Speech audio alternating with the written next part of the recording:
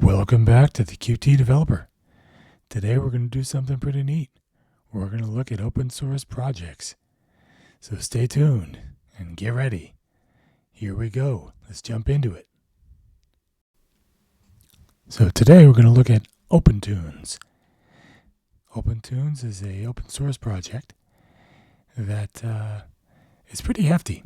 It's an animation software for 2D animation. And there are different levels we can build, or platforms. We can build for Windows, Mac, Linux, BSD. I'm going to focus on Linux. And it's pretty hefty. Like, there's a lot involved. So it'll be pretty interesting. So we'll take a look. Now, what's really interesting about this is this was made with Qt. So it's really neat. Now, these are all the dependencies. We'll need git to clone. We'll need GCC or Clang to compile. We're going to need CMake. CMake plays a pretty important role. And we can use Qt5. We'll need Boost, PNG, Superloo. This thing, I'm not really sure what this thing is.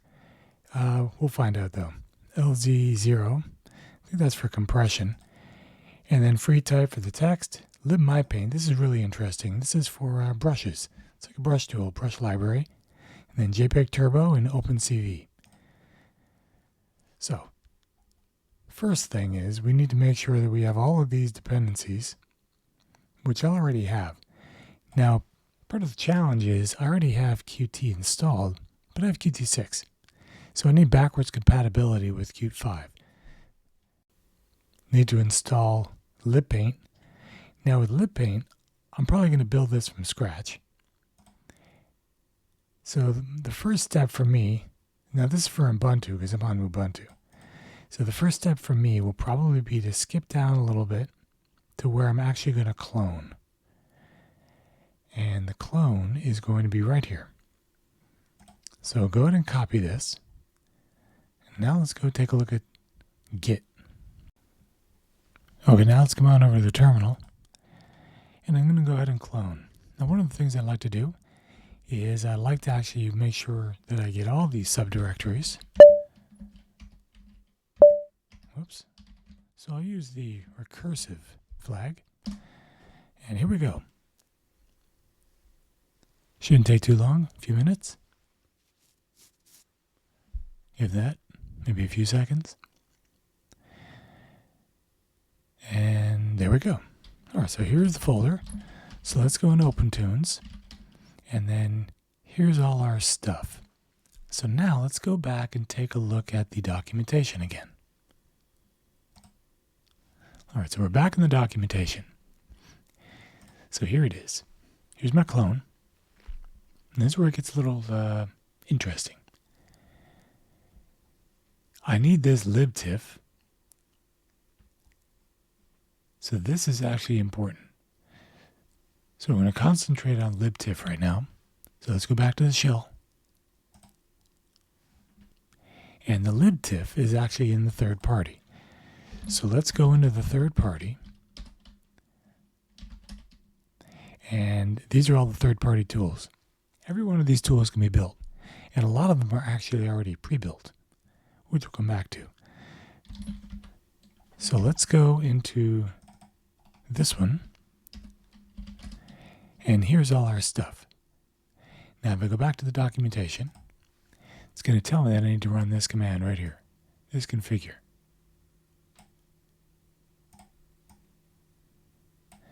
Now this is actually important. If I can select it, make sure I copy. Let's go back to the shell. Because CMake will actually throw an error if we don't do this. So first, need to configure it. And then just go through. So that's good. We have all yeses. And now I'll go ahead and make it. So this doesn't take too long. But while that's building, let's go back to the documentation. So coming back to the documentation, there's a few other things here.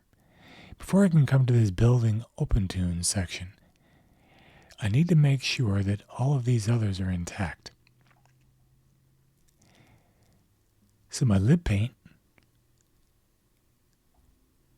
this one's important.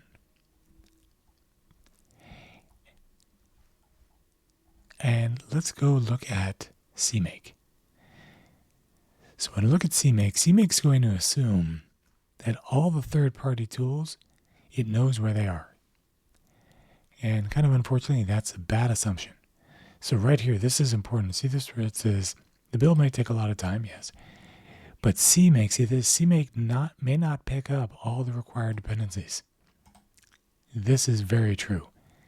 So I found that passing the flags will help. So the include directory, specifically for superloo, I'm going to pass those. All right, so now I'm going to go back to the shell again.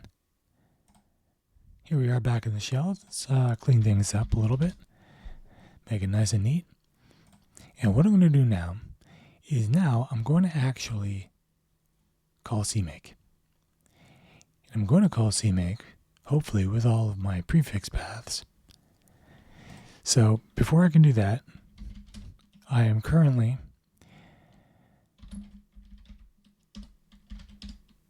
in my third party. So I need to navigate to Toonz. So let's jump back to that documentation again. And I like doing this because it helps go through the documentation. I find this quite helpful. So if I come back to right before I'm supposed to build Toonz, you can see I need to change my directory to Toonz, and then I need to make a folder called build. You can call it really anything, but the main directory is Toonz. So let's jump back, and you notice, I'll clean up again. So here's Toonz. This is the folder I need to enter. So I'll go into Toonz, and then here's all of my my 3 folders. CMake, this will contain all of my CMake configuration files. The install will also contain some of the scripts that I need to install. And then the sources, this is where everything is. Now, let me go into sources for a minute. This is interesting. See where it says beautification? So this beautification is if we make a change and we want to push that change up to for approval, then we have to make it look nice and neat. We have to follow the guidelines that are set forth within OpenToonz. Now here's my CMake list. This contains all the information that's going to describe what this project is all about, and we'll come back to that later. But right now, I'm going to go back into this directory, the Toonz directory, and now I want to make a folder. We'll just call it build. And actually, you know what? I'm going to call it CMake64. That way I won't get confused with the build directory and the CMake directory. So if I go into CMake64, I know that I'm building this on 64-bit. Now I actually want to go ahead and call CMake. And I want to pass all these options to CMake. So these are the options I'm going to pass. So I'm going to define a prefix path. And I know I need the OpenCV library. And this is the location of it.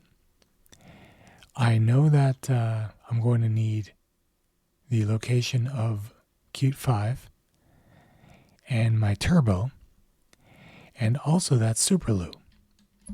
I'm also then going to need to pass the that CMake file, the CMake list file. I'll need to do that as well. All right, so let's go ahead and see if it goes crazy. Look at that. Down here, configuration done, and the generating was done. So all of that was configured and built. And it says the build files are here. This is where my build files are. Okay, so now I'm going to launch Qt Creator with the CMake list file as my project file. And here we go. So it loaded everything in here pretty nicely. I have the color effects and your CMake lists. So this actually makes it a little bit easier to see these things. And I can go through these. Here's your CMake list. So you have your color effects, image, sound, and I'll go through these a little bit in more detail. We'll kind of discover them and play around. But right now I still have to set it up, and I still have to actually build it to make sure that it can actually work. So if I look at Toonz, look at all this stuff. Like this thing's a monster. Look at this thing. But I find it really helpful to kind of try to do these. They're like little tests. Play around with these projects and see if you can actually build it, set it up. I typically learn quite a bit. Hopefully I could share that with everybody else. So here's all the stuff, and now I'm going to build. So let me go build. I'll build in the shell, and then I'll come back. All right, so here I'm back again. And if I go into the bin, if I do a list on the bin folder, everything built, here's all the applications. Now the application that I want to run is this one, OpenToonz. So let's go ahead and give it a whirl. Okay, the moment of truth. So /bin OpenToonz. Well, it's doing something. Here we go, look at that. It's always exciting to actually get it to work. And you're like, whoa, this is so awesome. So here it is. Here's our brushes. Now, you remember that lip paint that I was talking about? Let's go see if we can find that. Windows. Let's try down here. Right click, new level. Let's try that. So new level, and let's call it test. We'll make it a raster image. Say okay. There we go. Now we get all these different windows up here, and see where it says raster? So all of this stuff right here, that's lip paint. So I can go ahead and choose like this little pencil. Zoom in a little bit. You paint. Look, like it looks like a pencil. There's like another different type of pencil. This thing. Here's another pencil. It's colors. Splotchy ink. That looks actually pretty neat. And it does allow for pressure sensitivity. Now I'm using a mouse right now, so I don't have the pressure sensitivity set up. So I do that. Delete. Okay, great. And so that's the installation. That's how you set up CMake, build it. Next time, we'll bring up Qt Creator. We'll actually look at the code, and we'll try to choose a window. Maybe I'll go find something. I'll choose a window of sorts, and we can actually dig through and see how did they do this, because there's a lot involved actually in this application. They use a lot of QML and all the C++ framework for Qt. So it's really quite interesting, actually.